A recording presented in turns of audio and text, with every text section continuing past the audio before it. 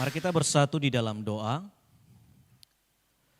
Kami memuji kebesaran Tuhan atas anugerah yang besar yang boleh kami rasakan di dalam ibadah yang baru saja kami boleh lalui. Kami merasakan ada kebaikan Tuhan dan mujizat yang kami peroleh ketika kami mengagungkan pujian dan doa-doa yang kami naikkan di hadapan-Mu. Biarlah semuanya itu Bapa menjadi sempurna di hadapan-Mu. Kami mau mendengarkan firman-Mu ya Tuhan. Urapilah hati kami, pendengaran kami, telinga kami, pikiran kami agar terarah pada firman-Mu. Dan ketika firman itu kami dengarkan, biarlah firman ini berbuah dan memberikan penghijauan iman bagi kami, pertumbuhan iman bagi kami, untuk kami boleh tetap bertumbuh di dalam Tuhan. Urapi juga hamba-Mu yang menyampaikan firman-Mu ya Tuhan. Allah yang besar, Roh yang kudus yang bekerja, boleh berbicara kepada kami melalui firman-Mu. Dalam nama Yesus kami sambut firman-Mu. Amin. Shalom saudara-saudari. Kita bersyukur kita boleh berada di dalam ibadah di malam hari ini. Salam kasih untuk kita semuanya dan juga teristimewa buat Bapak Ibu Saudara yang saat ini sedang mengikuti live streaming ini. Salam kasih untuk kamu dan Tuhan Yesus memberkati. Saudara yang terkasih, kita buka Alkitab kita sebagai renungan doa malam kita di malam hari ini. Saya mengajak kita membuka Alkitab kita dari kitab Hakim-Hakim pasal 3 ayat 7 sampai 11. Hakim-Hakim pasal 3 ayat 7 sampai 11. Saya akan membacakan ayat ini kepada kita semuanya. Bapak Ibu Saudara boleh membacakannya di dalam hati, mengikuti dalam hati. Otniel ayat 7 firman Tuhan berbunyi, orang Israel melakukan apa yang jahat di mata Tuhan. Mereka melupakan Tuhan Allah mereka dan beribadah kepada para Baal dan para Asyera. Lalu bangkitlah murka Tuhan terhadap orang Israel sehingga ia menjual mereka kepada Kusyan Rishathaim, raja Aram Mesopotamia, dan orang Israel menjadi takluk kepada Kusyan Rishathaim 8 tahun lamanya. Lalu berserulah orang Israel kepada Tuhan. Maka Tuhan membangkitkan seorang penyelamat bagi Israel, yaitu Otniel, anak Kenas adik Kaleb. Roh Tuhan menghinggapi dia dan ia menghakimi orang Israel. Ia maju berperang, lalu Tuhan menyerahkan Kusyan Rishathaim, raja Aram, ke dalam tangannya, sehingga ia mengalahkan Kusyan Rishathaim. Lalu amanlah negeri itu 40 tahun lamanya. Kemudian matilah Otniel anak Kenas. Berbahagialah kita yang sudah baru saja membaca firman Tuhan ini. Dan berbahagialah kita yang melakukan firman Tuhan dan terpujilah Allah. Saudara-saudara yang terkasih dalam nama Yesus Kristus, malam ini saya ambil tema kepada kita. Ketika saya mempersiapkan firman Tuhan ini, sepertinya tema ini sangat bermakna kepada kita sesuai dengan naks firman Tuhan. Saya ambil tema kepada kita adalah murka Allah dan kemurahannya. Saya yakin saudara, bahwa saudara pernah marah. Apalagi di dalam situasi seperti ini, ya di rumah, ya sistem daring. Orang banyak tugas-tugas mungkin yang dilalui oleh anak-anak. Orang tua ikut membantu. Saking palaknya mungkin orang tua anaknya juga gak bisa dibantu, marahlah. Saya masih ingat Bapak Ibu Saudara, biasanya marah ini merupakan sesuatu yang baik. Kenapa? Ini akan memberitahukan kepada kita adalah kesalahan kita. Saya masih teringat Bapak Ibu Saudara, kalau saya tuh dulu dimarahin sama bapak saya, bukan marah jika tidak dilandasi dengan senjata-senjata. Kalau bukan tangan bapak saya yang kena di kami, bisa saja sapu, kursi, periuk, ya kan? Semua itu terlempar di bahu ini Bapak Ibu Saudara. Itu adalah kemarahan daripada orang tua. Tapi saudara harus tahu, mungkin kemarahan orang tua manusia itu sangat berbeda dengan murka Allah. Ingat, murka Allah itu adalah biasanya itu bencana, biasanya itu adalah kutukan, dan biasanya itu adalah malapetaka. Kalau sempat Allah murka dengan kita, saudara-saudara, hati-hati. Karena mungkin salah di antara tiga ini kita akan mengalaminya. Mungkinkah itu bencana? Mungkinkah itu malapetaka? Mungkinkah itu kutukan? Saya ingat Bapak Ibu Saudara ketika Allah marah dengan Adam dan si Hawa. Allah berkata apa kepada Adam? Terkutuklah tanah karena engkau. Itu adalah bukti kemarahan Allah. Karena manusia sudah melanggar daripada titah Allah. Oleh karena itu Bapak Ibu Saudara, jangan sampai kita dimurkai Allah. Karena kalau sempat kita dimurkai Allah, maka pastinya kutukan, bencana dan malapetaka akan kita alami jika kita tidak mau bertobat.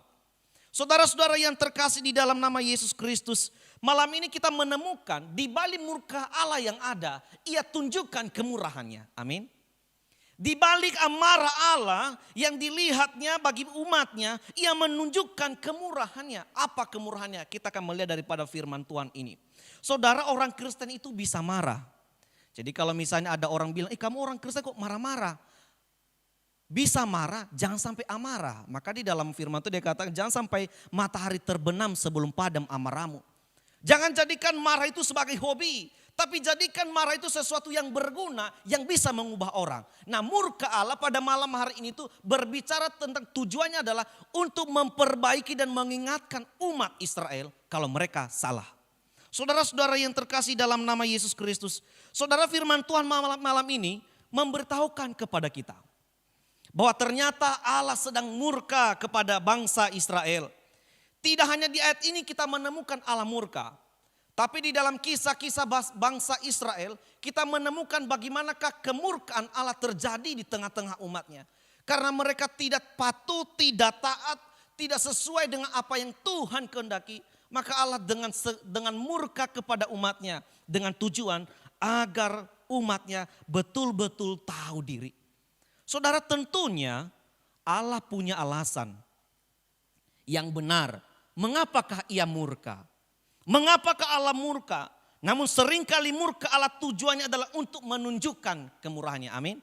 Saudara-saudara, Allah murka bukan untuk menjatuhkan umatnya.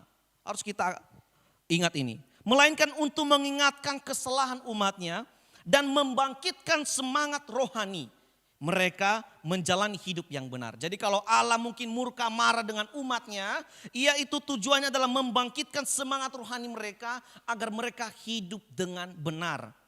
Saudara-saudara yang terkasih dalam nama Yesus, berbeda dengan manusia kita, manusia sekarang ini. Kita manusia biasa seringkali kita marah dan tujuan marah kita itu biasanya menjatuhkan orang lain. Tetapi Allah ketika murka atau marah dengan umat pilihannya, Ia tunjukkan itu dengan kemurahan.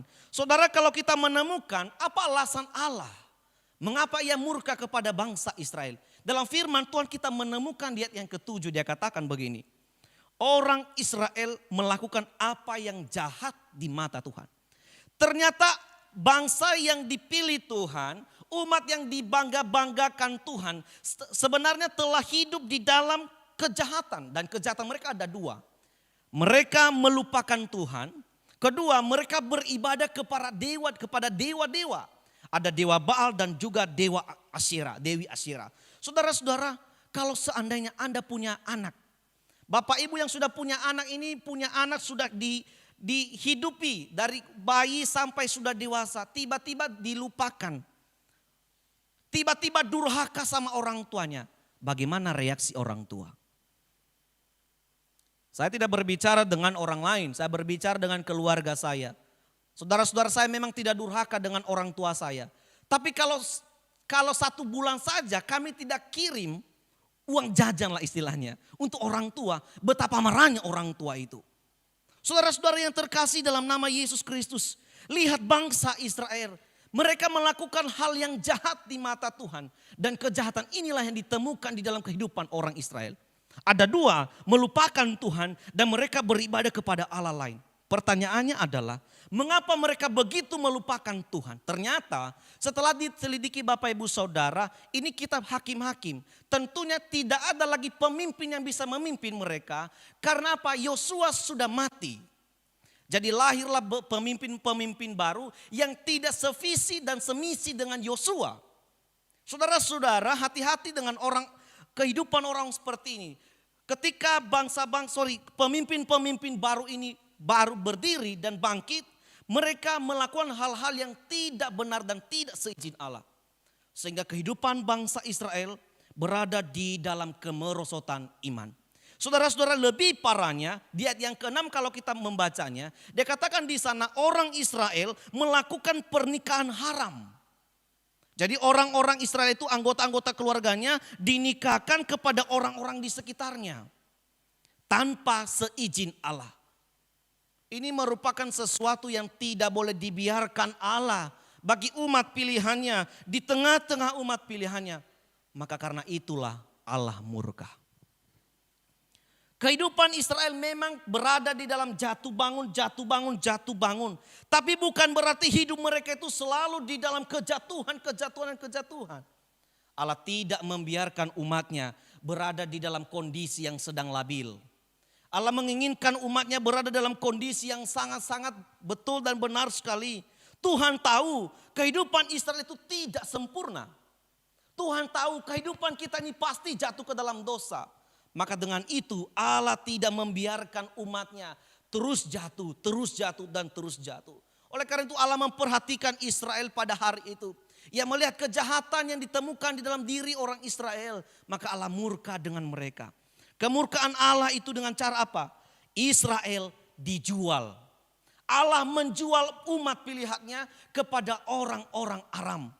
Saudara-saudara, kalau sempat kita dijual, karena mungkin kehidupan kita yang tidak benar ini, Tuhan menjual kita kepada orang-orang yang tidak benar.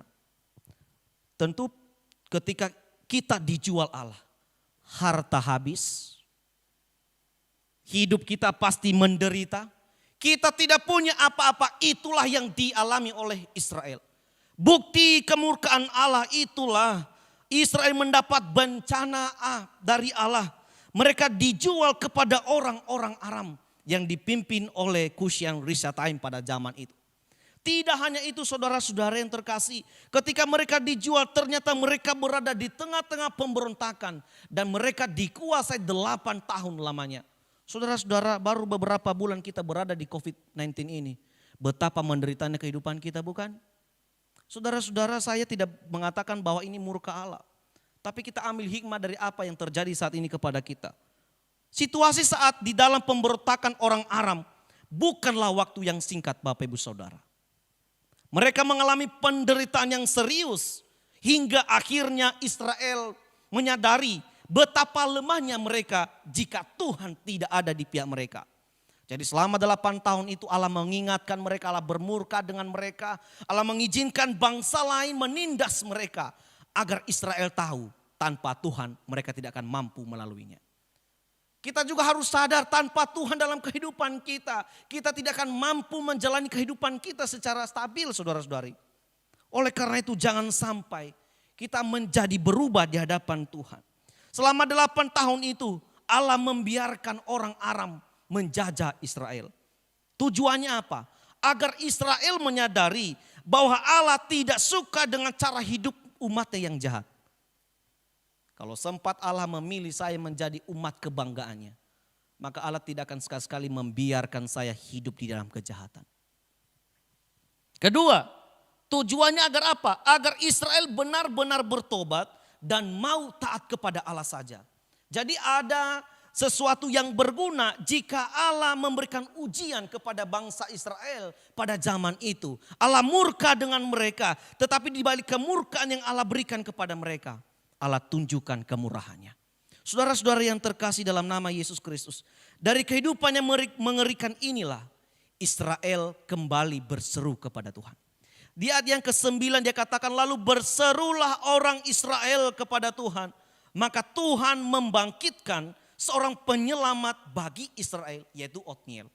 Saudara-saudara yang terkasih, ketika Israel berseru kepada Allah, Allah menunjukkan belas kasihannya, Allah menunjukkan kemurahannya, dan itu terjadi pada hari itu kepada mereka. Setelah 8 tahun mereka lewati penderitaan itu, hanya dengan seruan kepada Allah saja, maka Israel akan mengalami kemurahan Allah. Amin. Ketika Israel berdoa, berseru, berserah, mengakui salah kepada Allah, Allah tunjukkan hari itu juga kemurahannya dengan dia mengirim seorang penyelamat, Otniel, bere daripada Kaleb, saudara-saudara. Keponakan daripada Kaleb. Tuhan pakai dia untuk menunjukkan kebaikan Allah bagi Israel. Amin. Saudara-saudara yang terkasih, bisa saja Tuhan pakai diri kita untuk menunjukkan belas kasihan Allah kepada orang lain. Saudara-saudara yang terkasih dalam nama Yesus, Otniel dipakai Tuhan untuk menaklukkan pemberontakan yang dilakukan oleh Aram kepada Israel. Firman Tuhan mengatakan bahwa ketika Otniel dipenuhi roh Tuhan, Allah menyerahkan orang Aram itu. Dan orang Aram itu mendapatkan kekalahan. Dan Otniel beserta Israel mengalami kemenangan. Itulah petunjuk daripada kemurahan Allah yang ditunjukkan kepada orang-orang Israel. Bukan karena Otniel, saudara-saudara, maka Israel menang. Tapi Allah pakai Otniel untuk menjadi saluran berkat kemurahan Allah bagi Israel. Saudara-saudara yang terkasih dalam nama Yesus Kristus, ketika Otniel menjadi hakim di antara mereka, orang Israel menjadi nyaman kehidupannya selama 40 tahun, saudara-saudari. Allah memberikan sebuah kemurahan kepada mereka. Jika mereka hidup taat, maka Tuhan memberikan kenyamanan, damai sejahtera kepada mereka. Dan jelas selama Otniel menjadi hakim di antara mereka, 40 tahun Tuhan menolong dan menjagai mereka. Amin. Saudara-saudara yang terkasih dalam nama Yesus Kristus, saya berpikir ketika saya mempersiapkan renungan ini, ternyata Tuhan itu betul-betul mengasihi umatnya. Sehingga dia tidak membiarkan umatnya hidup di dalam kejahatan. Walaupun dengan cara yang Allah berikan kepada kita, mungkin kita tidak seperti yang kita harapkan. Tapi tujuan Allah itu adalah hal-hal yang baik. Amin. Jika kita sudah menjadi umat Allah, perhatikan, tidak ada satu celah apapun yang menghalangi perhatian Tuhan dalam hidup umatnya. Sekali lagi saya mau katakan, jika kita sudah menjadi umat Allah, maka tidak ada satu celah apapun yang akan menghalangi perhatian Tuhan dalam hidup kita. Maka jangan sampai karena kelengahan kita, ketidaktaatan kita, perhatian Tuhan lari dengan kita. Saudara-saudara yang terkasih dalam nama Yesus Kristus, inilah yang dialami oleh bangsa Israel. Ketika mereka hidup di dalam kejahatan, ketika mereka hidup di dalam ketaatan, Allah murka dengan mereka dan Allah tunjukkan kemurahannya. Amin. Apa pesan Tuhan kepada kita di malam hari ini? Dengan kita melihat ternyata Allah itu murka kepada orang-orang yang tidak taat kepada Dia. Oh, ternyata Allah juga menunjukkan kemurahannya kepada orang-orang yang menjadi umat pilihannya. Apa pesan Tuhan kepada kita? Pertama, jangan merubah ketaatan kita kepada Allah hanya karena keadaan, situasi, usia yang berubah. Seringkali ketika kondisi kita berubah, kita pun berubah di hadapan Tuhan.